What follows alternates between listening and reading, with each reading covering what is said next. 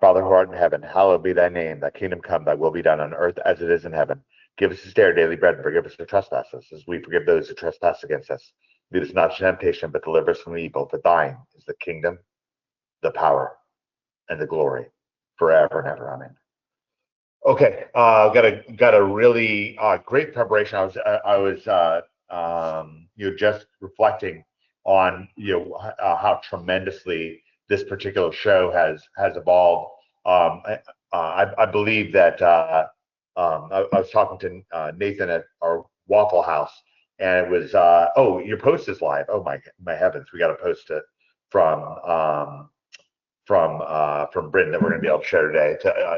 More, I know, more kind of to the point of what I was going to say, that it's sort of an embarrassment of riches here. So it's funny. I grew up watching writers. My mom did a great job. It was unbelievable of putting me in front of the actual writers writing the children's books that I was reading, because she was a children's librarian in Northern Virginia, actually first in Utah, but then in Northern Virginia. And every library she went to, the circulation would double or more within 6 months. And she would watch that. She would predict it, and it would happen. And it was, by the way, mostly plopping kids into her lap and reading to them. It's very, very impressive, and it's impressive to people. So she got, on awards committees and stuff like that. And she used the opportunity. She would come into contact with a lot of writers that were going out and looking for some feedback on their books. And I was reading a lot of these, youth fiction novels or whatever. So I got to meet a lot of these writers. I learned a lot from it, by the way. And I primarily learned that writers were like normal people who were losing a tremendous amount of their time to writing otherwise.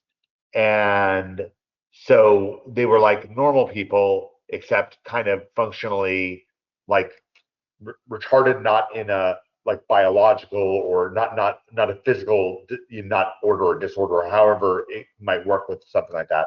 I mean more like when you put rubber on top of a wire, the rubber acts as a retardant and will kind of enforce certain boundaries, right? With the wire, it'll insulate the wire, makes it, so it won't burst into flame or whatever, won't be exposed to elements or whatever. And so so in the same way, then when you're a writer, what you're doing is, and it's going to be the same if you're a web designer, if you're an app designer. We have Debarshi on the show today. He just I just saw his notification, so he's live with us. We'll have him. It'll be perfect because on his blog that he set up for us, there's Jeremy. Great, that's awesome.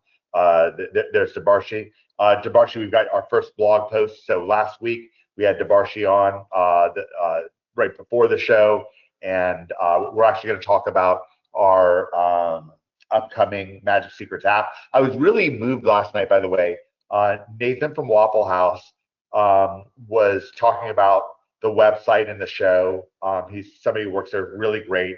I really value their food there, and he does a great job. They have a great culture there. And anyways, so Nathan was saying that there's Smitty, awesome, that he just loved our website, and it was just so great for him. He loved the replays that it goes to. He loved the beauty of the website. I had the card, just to grab the card. So should match as we did just do that.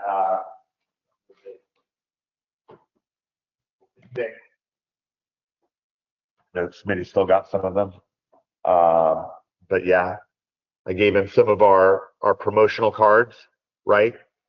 That look a lot like our beautiful website, and yeah, and now it has a blog as well.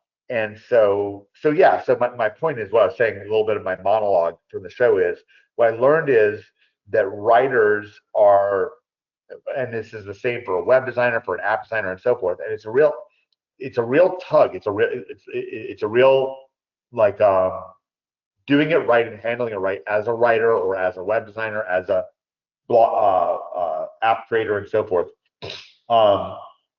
You're going to have lesser skills than in the rest of life, because you have taken the time to have this other skill, right? That, like, if we want to be able to present things a certain way, and so forth, then we have to have some amount of skill in talking about it. Now, there are much like with Magic the Gathering, though, in deck construction, there are not loopholes, but there's a strategy. There's a way of doing things, right? I've been obsessed now with Druidness for now, how long? 6 months, right? I just make Druidness decks. I mean, I don't even make Magic decks anymore. I just make Druidness decks. Yep. I mean, obviously, I participate. I try to get along with everybody else, and I'll throw together something and play a couple games with it and comment on it, but then it's back to Druidness, right? But I had the same experience like with Frenetic and Free. We just whoop people with it, and that was right after I whooped people with what was it? Squandered Resources. Really, I mean, so much of mine and David's Magic career boiled down to like a couple of cards that were gold cards that we just abused the hell out of. And it's like, and yet we have these rich, big, Magic careers where we just did so much. I mean, it's just a mockery that that we weren't in whatever the little Hall of Fame, which collapsed anyways. I was saying in our private group, by the way, we're really down, and as a group, I would say we're really down on these phony, these poser YouTubers, these clickbait YouTubers. They remind me, they sicken me. They remind me so much. I don't want to come down too hard on them but it a little bit reminds me of the red pill stuff where it goes, across the rails. I think it's pretty easy for red pill stuff to go across the rails, where it's not good. But where these guys, they have these shows, it just sickens me, and they fight with girls or something. It's just ridiculous. The ridiculous way to live your life. But manufactured fights and stuff. But this same thing where these people are like, wow, I can get 70,000 views from blah blah blah, and I'm like, guys, I mean, I'm sorry, because I'm not a poser in the internet marketing world, so to me that's not a very big deal, depending on what the context is and what does it mean. So if you're going to get 20,000 or 10,000 views on your video because you're just bagging on Wizards R&D department when they're just doing it, I mean, we're cheering them on. We're like, look at these cool cards. What a cool, it's fun. They're integrating these sets. It has a real, it feels like Teenage Mutant Ninja Turtles to me, feels like Final Fantasy to me, feels like Spider-Man to me. I mean, I like it. I feel it. It actually works very well with the narrative of the book that I wrote, that we have the endorsement from. So, and we have Dan Burdick as a part of our team. Dan's a frequently on the show. He's always in our WhatsApp group, and Dan is largely responsible for the direction that Magic has taken, where it's now a much more magical and inventive game than it was years ago. So many more decks in play, so much more of an ocean of an environment rather than a small, tiny pond, and just very inventive, whimsical, fun dogs and cats and all kinds of different, things going on in the game that. So I think these guys are doing a great job. And you have these people, wow, Teenage Mutant Ninja Turtles, worst set ever, blah blah blah. Oh wow, how that coincides with your desire to get these meaningless clicks. And again, like what are those clicks? I mean, we want to just does anybody want somebody in their neighborhood to just run around yelling bad news like, oh God, somebody broke their leg somewhere, oh geez? Does anybody want that? That'd be just ridiculous. I mean, it would just be horrendous. I mean, obviously, if someone is hurt, I would want anyone in the neighborhood to quickly get to that person and get them to a hospital or whatever, get their leg set. That's great. But do we need to bemoan it like, oh God, look, I've got it on video, I can show you, look how horrible it is? No, I mean, the kid, they're off playing their Nintendo now, they're happy. They're off playing Dota 2 and kicking someone's ass, and like they don't care about their leg. Their leg is fine. So nobody wants this kind of thing. Now, organized play, we take real exception with organized play. There's lots of problems with it. It's filled with problems, filled with corruption, seedy, unimaginative. So we want to encourage something better. Maybe we'll take part in something better. We'd like to. But in terms of I want to kind of take a quick stamp of that. Anyways, my point is that I began the show. It's a little bit of a monologue I try to have at the beginning of things. I think it adds value. Is that writers? I learned this from my mom. Is that writers that they have to be writing, and then I learned from David Mills that there's two different types of writers in a certain way.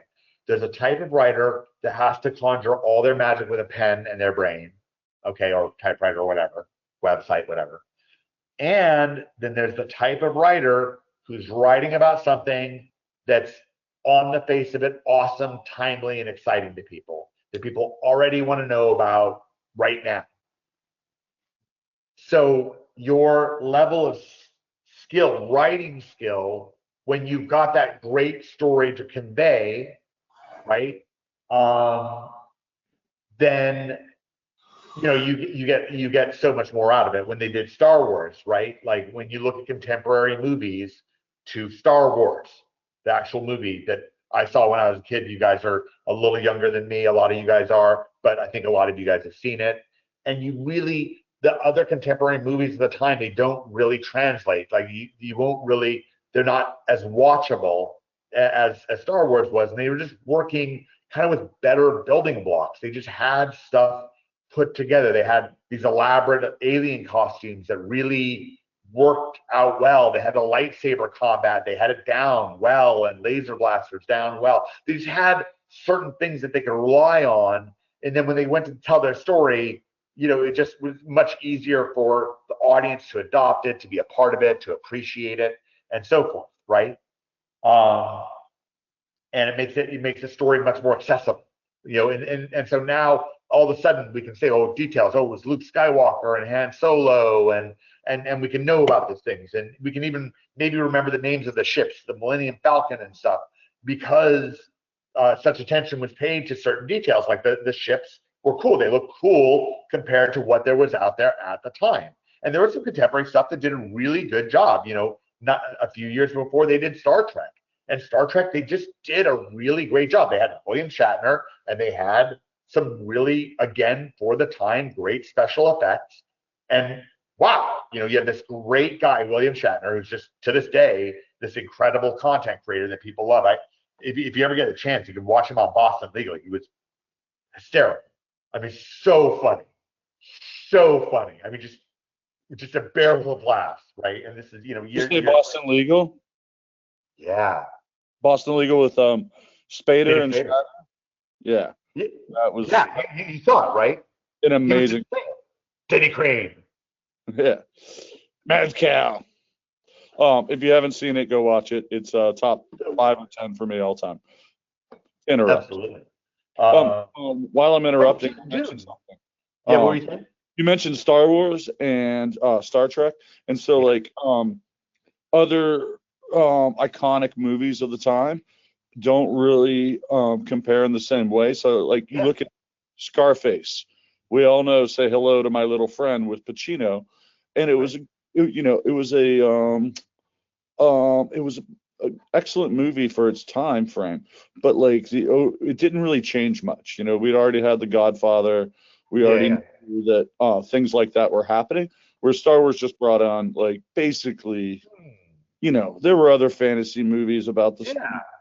But I think nothing really got updated in a certain way until Lord of the Rings, right? I mean, in a certain way, you kind of go from Star Wars, kind of all the way to Lord of the Rings to really get. Yeah. What's that? That's an excellent point. Until you get to Lord of the Rings, not much changed. And this was a time period. Smitty was right there. The Lord of the Rings movies were coming out when we were starting the game store. So this is, I knew Smitty at the time, and we were close. We had friends. We actually brought people over to the movie theater because we had all these deals with everybody, including the movie theater. So we did everything in Charleston for free, ate for free, movie theater for free, everything for free. But laser tag for free, paintball for free, arcade games for free. I'm not kidding. It was a weird experience. Mike at midnight at Barnes and Noble for Harry Potter. Oh yeah, exactly. That whole time frame.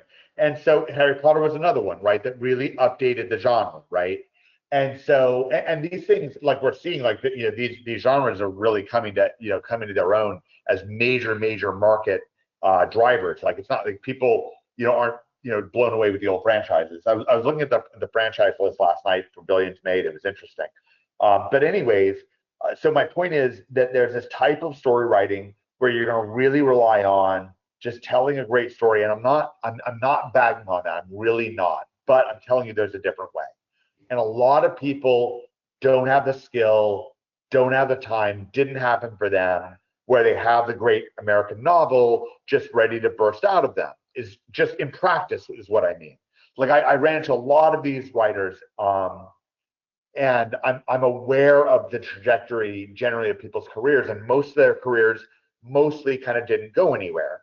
And I like these people, these writers that I was meeting and so forth. But most of them, and anyways, I'm just saying it's hard when all you have is your pen, your typewriter, or whatever. Then there's something more. So I was reflecting that with this show, right? What we have on the show today, we have Bryn showing off tremendous science, right? We wanted this show, much like David wanted our Magic careers and then our post-Magic careers when we started teaching people Magic the Gathering, to be really based on a certain type of science, based on these collected advantages. Almost one of the most important phrases, one of the most beloved phrases. If driving out of San Francisco is just one of the most important phrases to you, raise your hand. If it's just something that in your heart is just like, wow, that's just really, really important to me, then these are like David Mills' disciples. Not something that Debarshi's gotten a chance as much to get into, but these other guys know it very, very well. And Debarshi's worked with us very, very well with projects with David for years. By the way, Debarshi, we're going to get him together with Jeremy to work on a light project coming up here, so that's going to be great. But anyways, so my point is, like I said, there's two different kind of ways to be, and this even nowadays comes over for being like a business owner, especially for an agency owner. And a lot of people on this show have an interest in having an agency, right? Lawrence and I were at 2 a.m. in the morning talking about agency and agency websites and stuff like that. And before that, I've been talking to Bryn, and before that, I've been talking to Jeremy about it. And of course, Debarshi, makes great sites as well. So we talk to him. So we're very immersed, very immersed in this stuff, and it's very meaningful to us.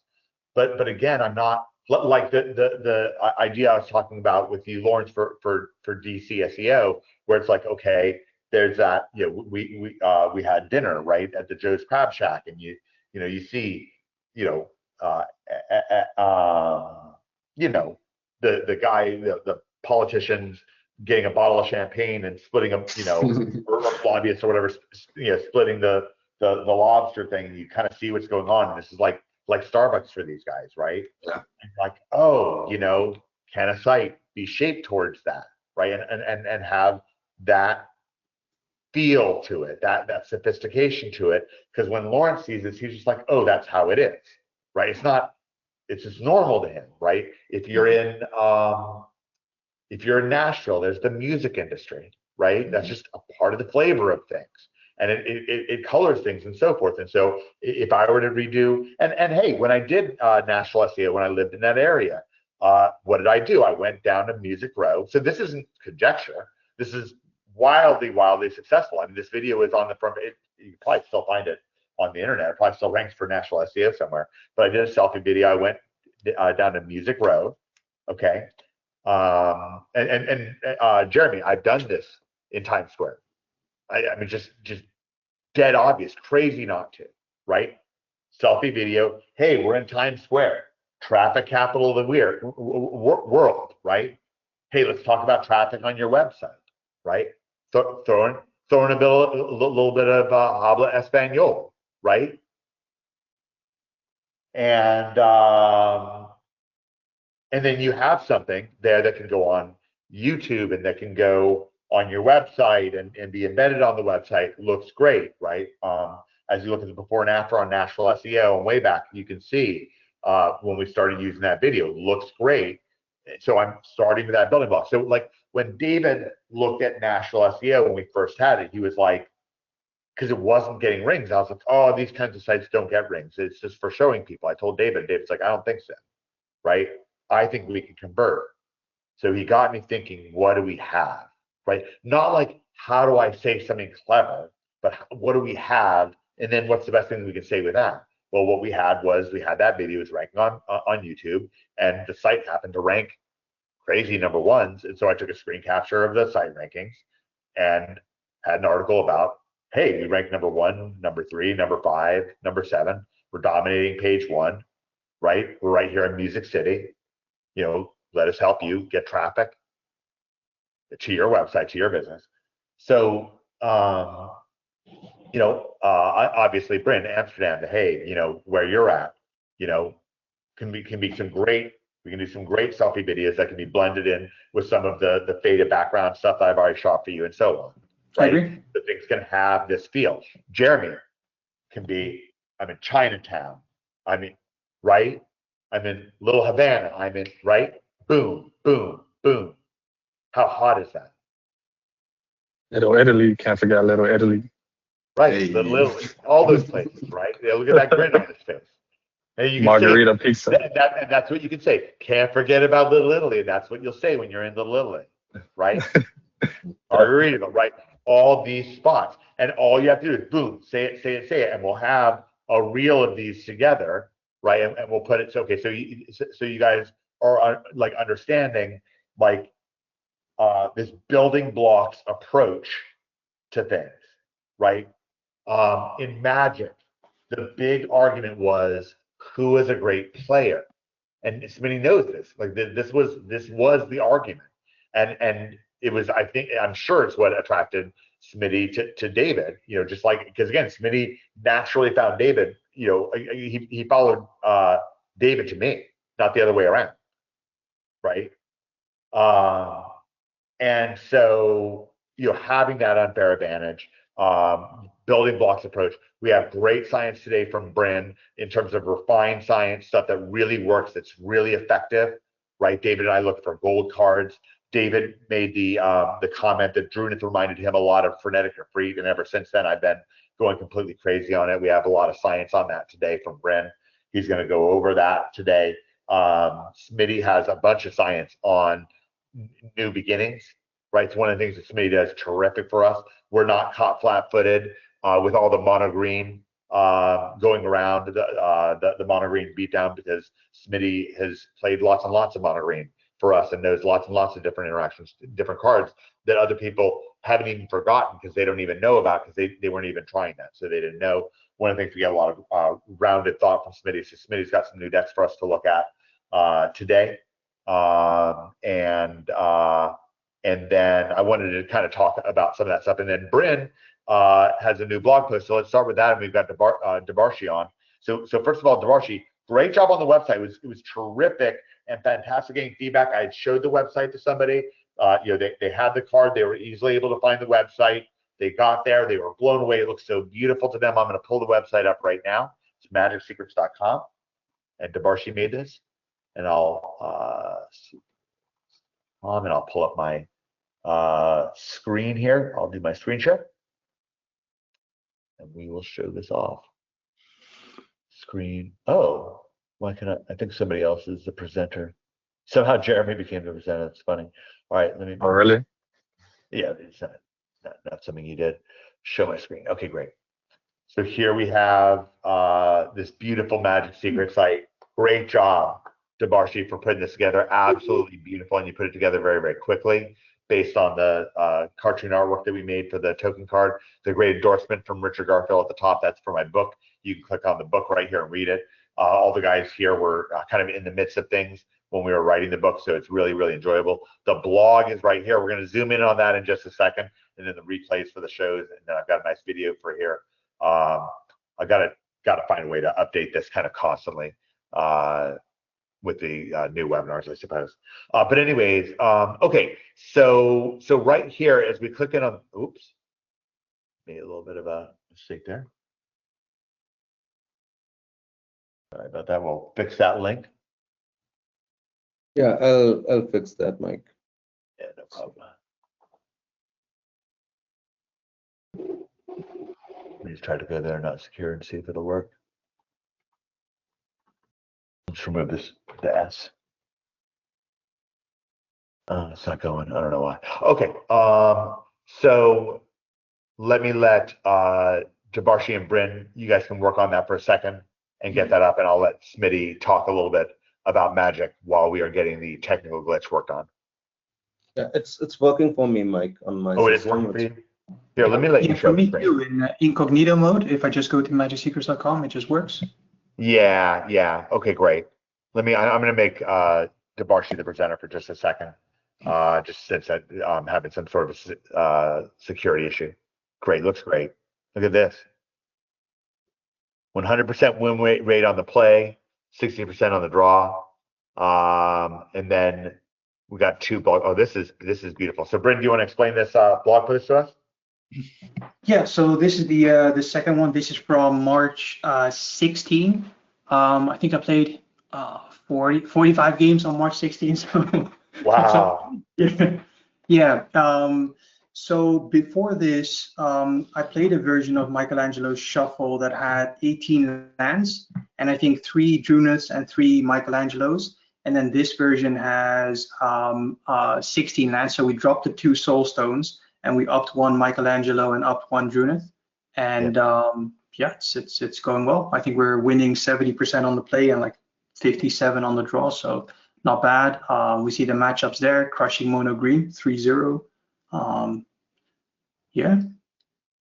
Wow. Yeah, and if you So we have this just right there on the blog. Like that's what that's what amazes me is now the show can start expanding to covering our blog posts, that way, because a lot of times, we'll have, a realization in the middle of the week, not necessarily on Tuesday right before the show. Somebody might figure, Smitty might think of something, Thursday night, or Jeremy might post something on Saturday morning, right? And then this is a great way for us to keep that and have that, and still everyone in the Magic Secrets community, of course you have to behave responsibly, but everyone can have a blog. That's something that we really want to have. We're also going to do the same thing. OMGers on omgmachines.com will be able to have a blog. Now, Debarshi, as you start looking at this, there's kind of 2 things that we can do with an app, right?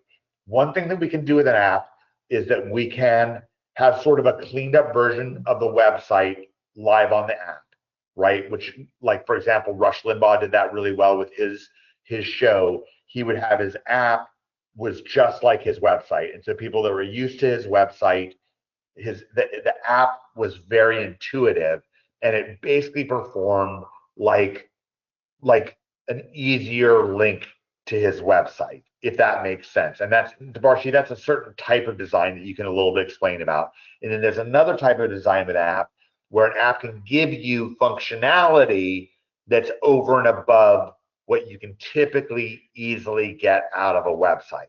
So you might have some things that the Uber app can do that's easier to do on the Uber app that would be harder to accomplish on a website, right? Or DoorDash, or some of these various apps that are out there. So first of all, congratulations on the website. Congratulations on the blog. Thank you for putting that together for us, Debarshi. We really appreciate it. We're excited about it. And then as we start looking at, together making this app, and we're going to also make a OMG Machines app. We'll do this Magic app first, and then we'll do the OMG app second. So Debarshi, what are the things that we can take from our website and have be on our app where it feels like, okay, this is great, I've got an updated version? Like, if people don't want to have to go to the web and type in magicsecrets.com, if they just want to have an app on their phone and have the updated blogs and the updated replays and still a link to the book and all that stuff, we can do that, right? That's one thing that an app can do. And then otherwise, we might have some other things that we can do. Is that correct? Right. Yeah, we need to create like a super admin who will monitor all the things, and it could be like a bulletin board or a community where someone is posting a thread, and then people are commenting on that, something like that, And oh, right. Yeah, like Barstool Sports, when somebody does a blog post, Jeremy, they're talking trash on Barstool about Dominicanas, and I was getting heated. We lost that baseball game against the Venezuelans. Yeah, the semifinal. Yeah. I went and I posted. I was like, "Do you know what the GDP of Dominican Republic is to America?" But then the Venezuela came and laid the beat down. I'm not anti-American, but I do love Dominican Republic. So go ahead, Debarshi. Right, yeah. So yeah, we can brainstorm what are the features that you want basically here. and we can pretty much get all those things done. The only thing with Lovable, if we are building this on the Lovable platform, is we will have a web app, not a mobile app, but it will be mobile optimized, so anyone can just open it. And we can also convert this to a progressive web app. Basically, then you can download that app as an icon, but it will work as a website, but you will have an icon of that app on your mobile. Yeah. So yeah, I want to get to the point where we have an app in the the iPhone store and so forth that people can just click and get it and all that stuff. right.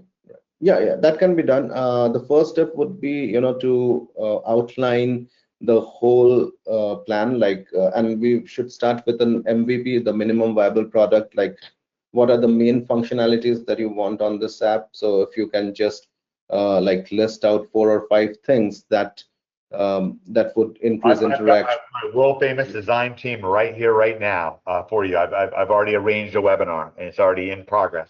So why don't we pull up the homepage of the website, and guys, this app is for you. So what are the key things that like Debarshi's saying, the minimum viable, and this is a quick lesson. Like all of a sudden we're jumping into, if we're sitting now with a client and explaining how we're designing an app for their air conditioning company or their game store or whatever, whatever business they have, they're a personal trainer.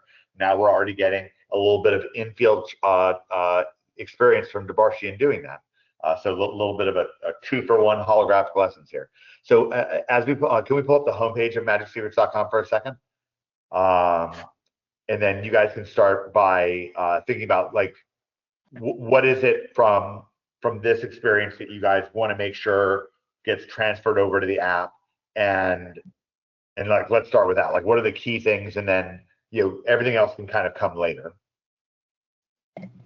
Yeah, I think for me it would be the idea that people could get red carpeted and could get highlighted. So there's people that haven't seen this before, and for them to have an idea, like, oh, I could be featured there at some point. I think that's nice.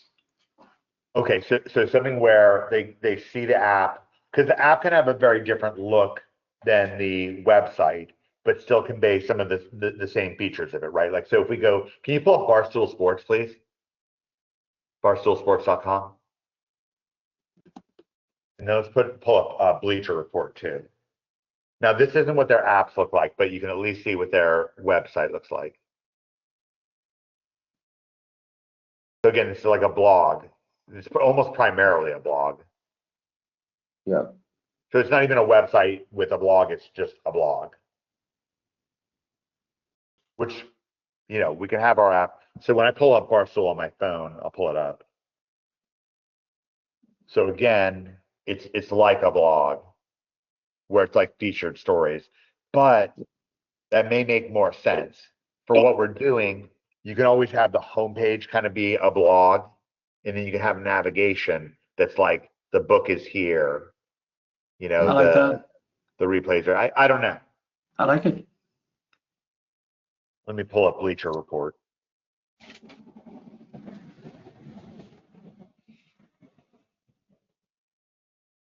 Okay, so this is Bleacher Report. Again, it's a blog. Yeah, it's very similar. Yeah. Yeah, similar navigation. Yeah.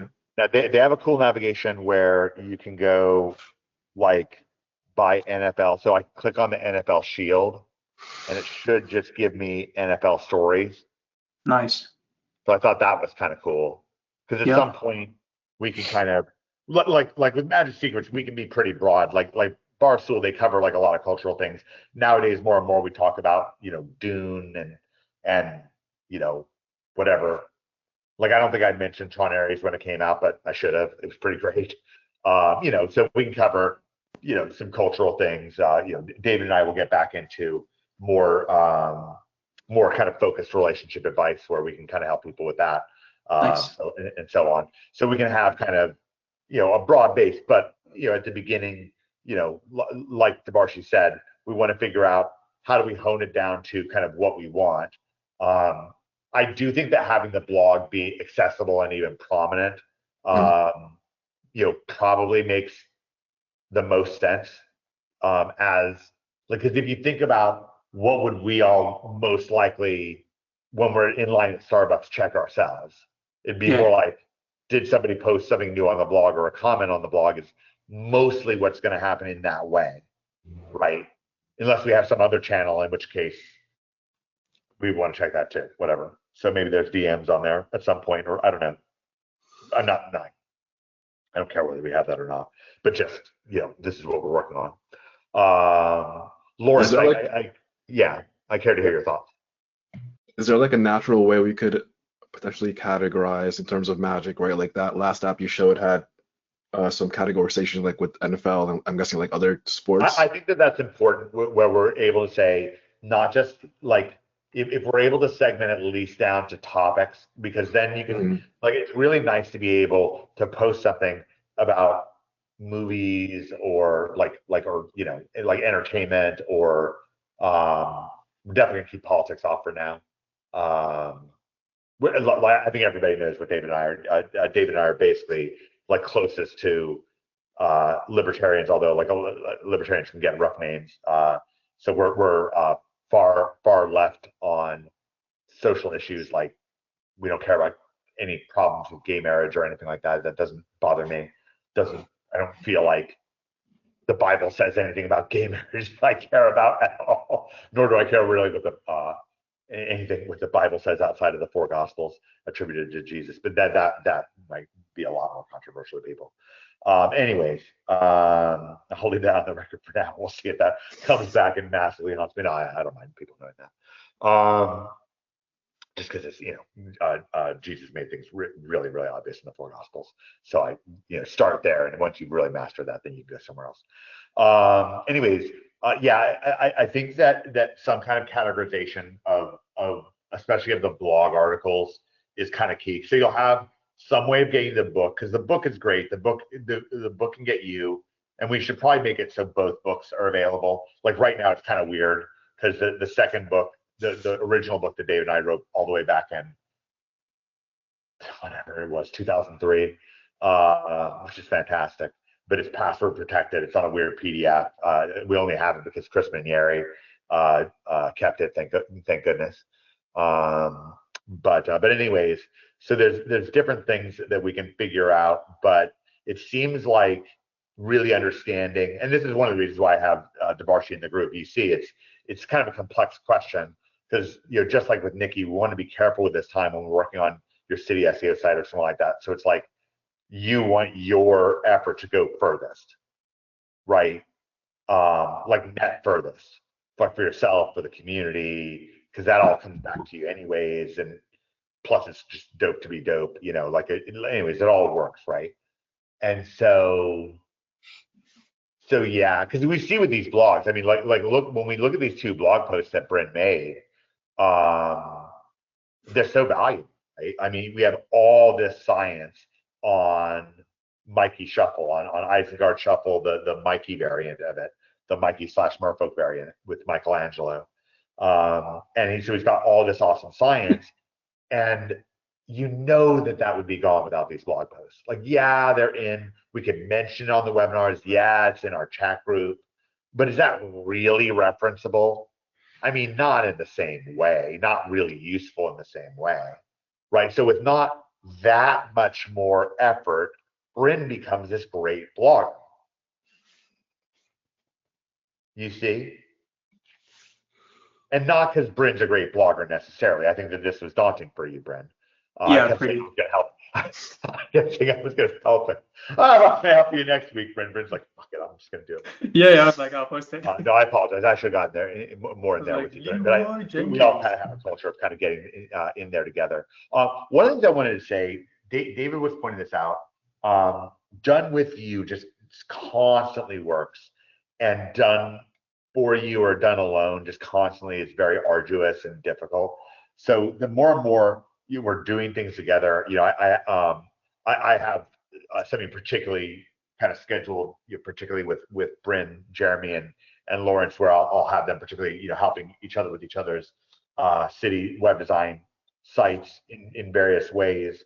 And it's really rewarding, like, helping somebody else get ahead, and then you're helping get ahead, where you're in there together. But it's not until because David kind of realized how to design OMG more around those sites. It's more like OMG is about you guys having those sites, and everything is like derivative from there, right? Like, so everything is like encultured based on that. The training assumes that you have it, right? Everything is about what did Jeremy do to, did he go to Chinatown? He went to Chinatown, boom, we can all celebrate that.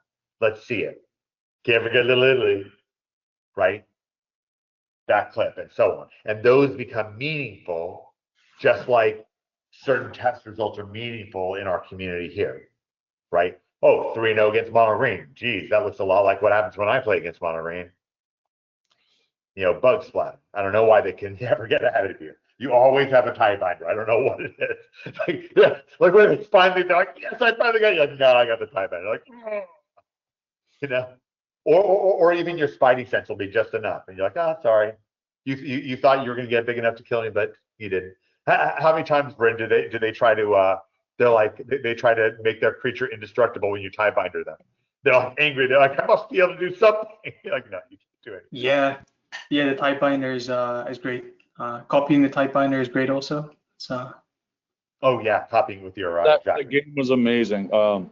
Bren made a video of one of his games, and he played it so very well and differently than I think most people would. Yeah, maybe what we'll do, Smitty, you're giving me an idea here. Maybe what we'll do is have people maintain their own YouTube channels, and then we'll have you do video. We'll have them do embeds, because this is going to be so much better with embeds, Debarshi.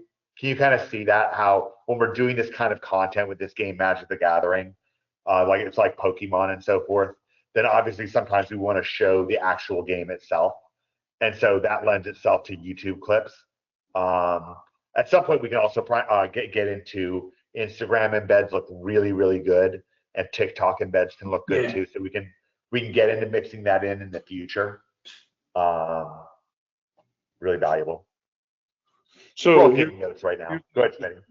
Thing that came up today, I went and had lunch with my buddy Taylor. She's 33 years old. You know, former colleague of mine. We've just remained friends. Just a little context. Originally from Mississippi, played Pokemon as a kid. So I told her about, like, the last time or a time or two ago when we had lunch. It was also a Wednesday. I was like, yeah, I'll be there, but you know, I gotta be gone by like 1:30. And she's like, why? I was like, I do this dorky podcast, you know, sort of thing. And she's like, oh, I want to see. And I'm like, you're not gonna like it. You're gonna hate it. But sure. And so she watched an episode, and she's like, you're right. It's very dorky, but it just. But now I really want to play the game. That's great. He also has a 4-year-old who loves Pokemon Go, like the desert loves rain. Great.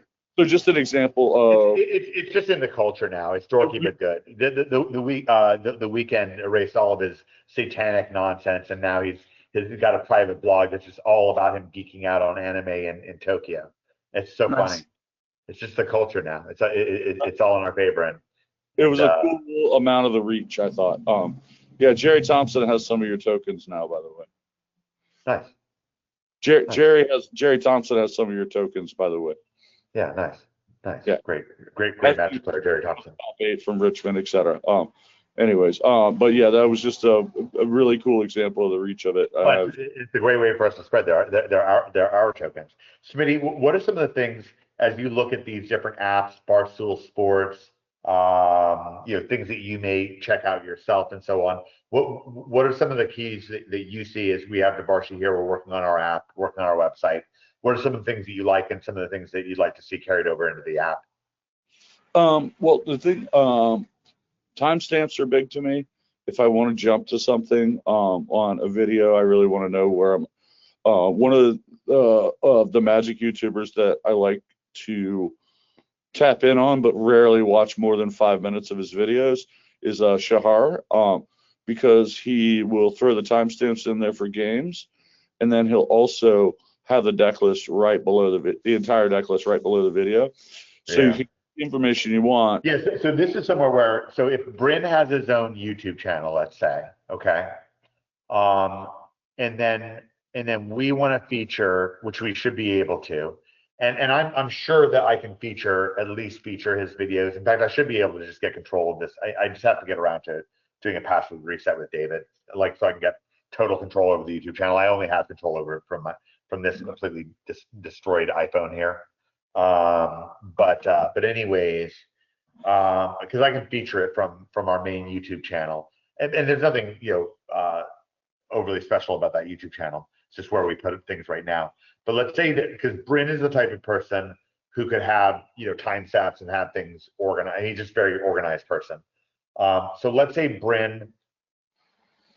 were to look at this article. And Bryn, see, I told you we would get to talking about your blog, but you put up a blog and it's much easier for me to talk about it. So let's say Bryn wants to go through and say, okay, I've got some, an article here, but I've got some videos I want to zoom in on here. So here's my videos, and then here's my timestamps in my videos. Then you'd want to try to work with Debarshi to see if there's a way of making that all accessible on an end. Is that right, Smitty? Yes. And if I'm missing something, tell me, because this is the R&D session, so there's not a second R&D session on the app. So now's the time to get your ideas out. Yeah, no, I don't have a whole lot of strong feelings in that direction. I don't personally use a ton of apps, so I might not be the best reference point. I do consume a ton of YouTube and Twitter, and so I find but then let's make sure that we're organized on Twitter, right? If tying into Twitter is going to help, and if tying in to YouTube and organization on YouTube, right? We're going to have all these different channels, because I want every creator to be able to have all their own channels. I want those channels to be able to be organized, right? So being able to see Bryn's Twitter, Jeremy's Twitter, Lawrence's YouTube, then becomes important. Like not much else really is in a certain way. And then helping them have those things be organized, and then everything flows from there. Because now, if someone new comes in, they can see, all of my effort goes somewhere. You see? Yeah, it's interesting too, because another thing that we can do, I suppose, I don't know for sure, but like if you look at Goldfish, MTG Dex, and Scryfall, you can kind of become a more useful resource to people by connecting those links. Like, let's say we're featuring Mikey Shuffle, and we want to show people top 8 decks that included Michelangelo Weirdness to the 11. You could probably just put a link straight to that, and I can't imagine there's any reason why anybody would object. And so then you become kind of a one-stop shop for research. When someone sees your video and they're like, oh, that's an interesting card, I haven't seen that used like that before. Right. Because it's like we want to have kind of a multifaceted view on things. Because Magic is a very big game with all these different spoke ideas coming off of it. And so if you organize the spokes very well, it's actually very valuable, and no one's really doing it. Extremely valuable. Like it's why Debarshi, you kind of seeing what they're saying? It's why you'll go to Scryfall instead of TCG sometimes, because the info is just right there for you. It might, you might not get as good insight onto prices, but the info for how this card's being used, where it's showing up, how it's performing. Do you want to pull up Scryfall.com, Debarshi? I believe that's the one. Yeah. SCRYFALL.com. Yeah. And we'll just get a feel for this. I could be talking about the wrong site, but I think that's it. I think that's the right site. Okay, let's type in Mockingbird. Just type in Mockingbird. Sure. Great. Mockingbird, yeah. Okay, great. All right, so this is how it comes up. Okay, great. And then it has images, data by this card, toolbox. And what are the features that you're liking about this, Smitty? And then, like, you look over here, Magic the Gathering top 8 for this card, Mox Field Where's that? Card on the left. Yep. Okay, match together top 8. Okay, great. So Kind so of- it's more like linking to that link that matters, because obviously if we send somebody to this page, they're not going to know what to do.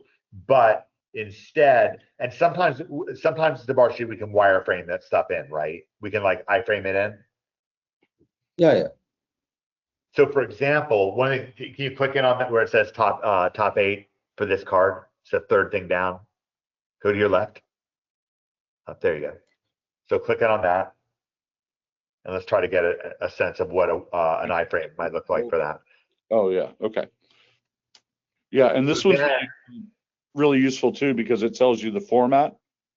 The other ones you just have to kind of like sometimes kind of guess. Well, right, but we can even fill in. So here's the thing, Smitty. We can send them to a page. We can use the PHP above in the above thread to add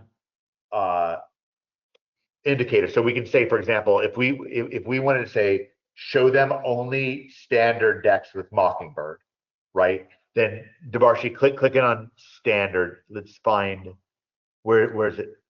Format. Go to Hold on. format. Where's format? There we go. There we go. Click standard, and then let's be attentive to the PHP above.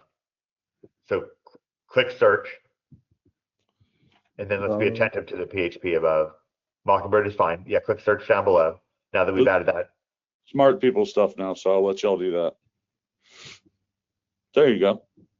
So now Beautiful. why? So now that left, is that still top 8 decks? Yeah. Still the Still same top site. 8 decks. They're all standard, but now what's the PHP did like what page did it go to? Can you click the web string above and see if the text is different? Because it can't just be top8.com/search. There must be something that they put in there. Yeah, something internal, it seems. Is it internal? Doop, doop, doop, doop, doop. Whatever you It say. seems so like the URL just says search on the previous one for the Okay, standard. we can probably figure out how to. Yeah. We can probably Probably go somewhere in to the the code. page, populate it, and do the search.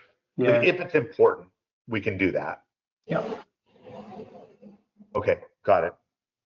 All right, so Debarshi, this is the type of thing we could iframe in, right? Also, seeing the players that are playing the decks is very helpful too. Like if you see Mason Boandana is playing this deck, you know that like he's on a team full of 13 other really high level experts. And Right. so, you know, it gives you another way to filter the information. Right, so that's something that we can more and more give people information on. That's cool. That's really cool. Let me make sure to get notes from Lawrence and Jeremy, because I wanted to make this show pretty much about the app and understanding the app. Yeah, I really like this idea. I was thinking about potentially like a section that's similar or potentially related to this, where like it highlights the decks that we go over, kind of like a resource. That could be like also like kind of like a partner to the podcast. Like while we're talking about like Right. a particular deck, people can just kind of like pull it up and like copy it or whatever.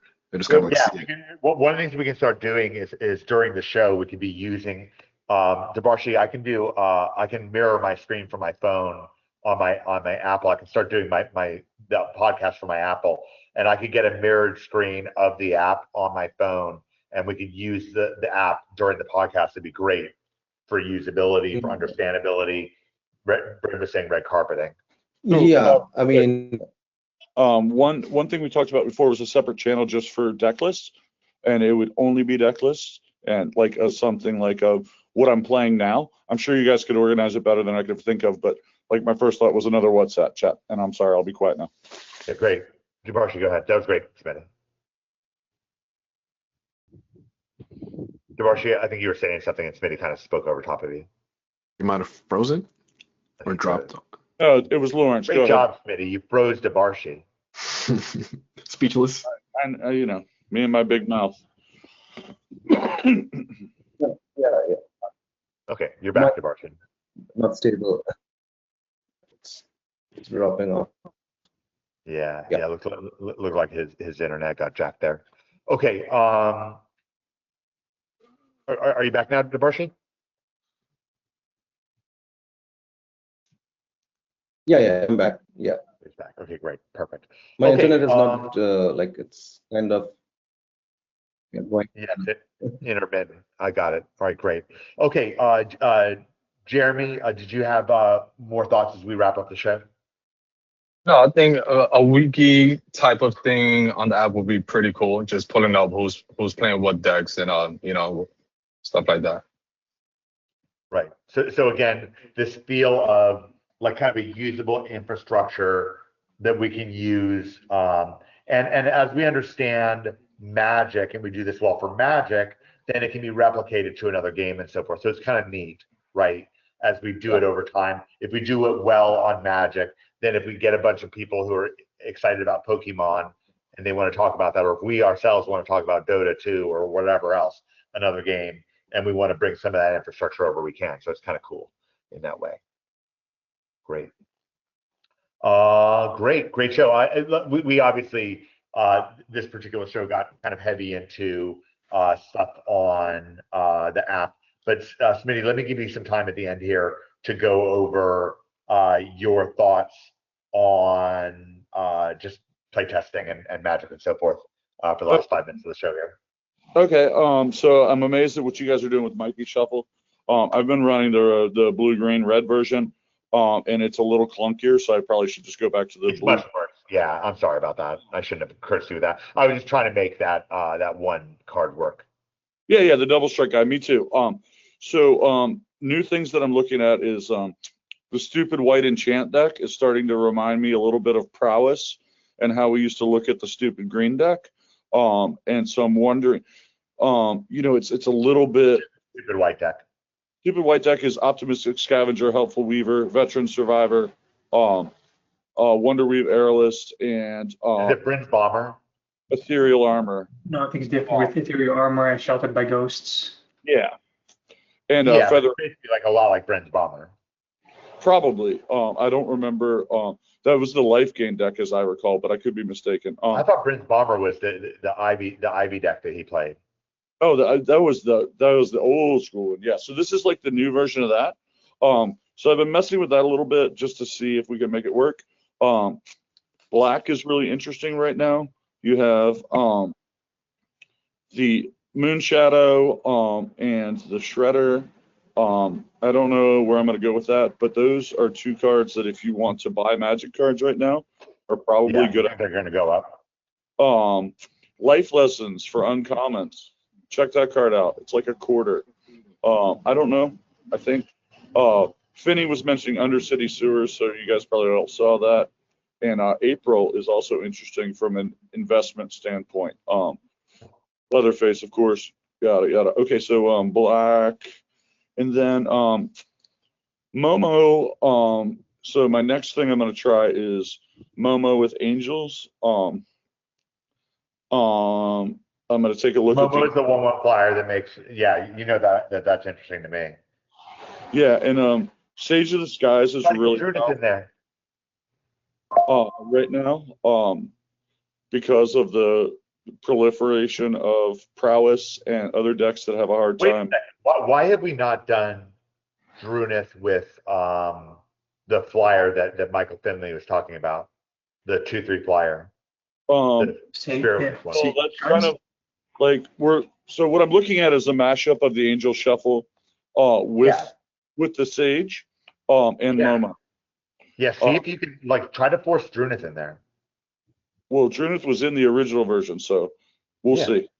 Okay, try. I think we need to kind of. I can really see that getting out of control. We need the drum too, and we can copy. You copy Momo, then the 3 casting cost guy only costs 1.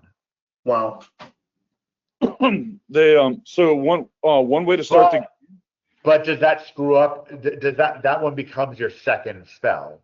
So you'd have to do it on a different turn? I'm not certain. I can't remember the wording on Skies. If it's only after your second, or if you've cast 2. Yeah. So make sure to be attentive to that with like that interaction with Drunith is something to be attentive to. Yeah. It was Corey. It was similar with Corey Steelcutter. You had to really pay attention to what spell order it Okay, great. So, like, listen, Because if we don't get stuff like that right, then we just feel like a deck doesn't work when it's not true. Sorry, go ahead, Smitty. This is really valuable. Like, some of you like guys may already have noticed and be aware of this. But the ultimate start to the game for that deck is is Springleaf into Momo, and then you can play Sage of the Skies for 1 mana, tapping the drum and get 2. So you end up with a Momo and 2 Sage of the Skies on turn 2. yeah. It's pretty dope.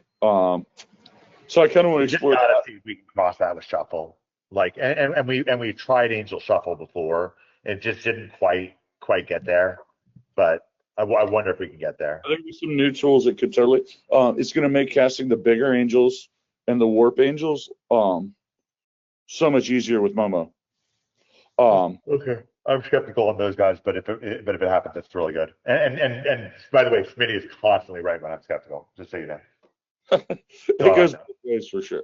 I was when I was playing, like you mentioned earlier, when I was playing Landfall before, I kept trying to put Harmonizer in it and not having it work, and now obviously it works really well.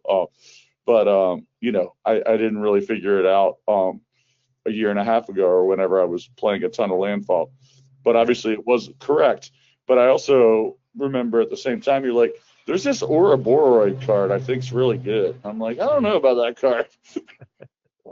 I'm not sure about it. I'll try one. What a crazy card that's been for us. Boy, This is the story. Like, Mike was telling me to play Ouroboros, and I was trying to jam Harmonizer, and we just like, you know, eventually we figured, yeah. Well, we figured out Ouroboros before most people did, but still, yeah.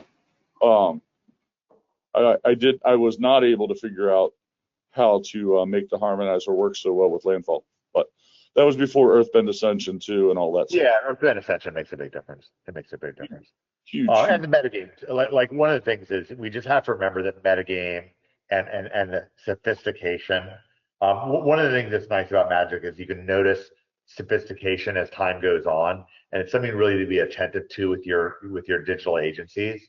Is that as your clients become more sophisticated on a topic, then if you keep pace with them, it's a really great opportunity. And if you're out of step with them, you're just, you know, yesterday's news.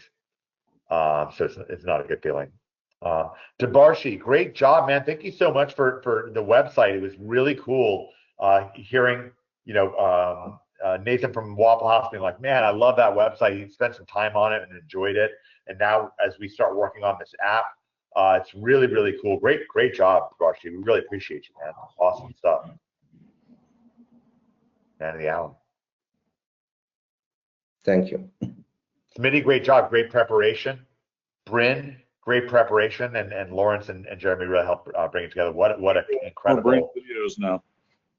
Yeah. Oh yeah. Well, we're gonna. I think the whole cluster. I mean, can be at least start with Twitter and YouTube, and can spread to Instagram, TikTok, and we just get it right. I mean, we're gonna do a good job of this.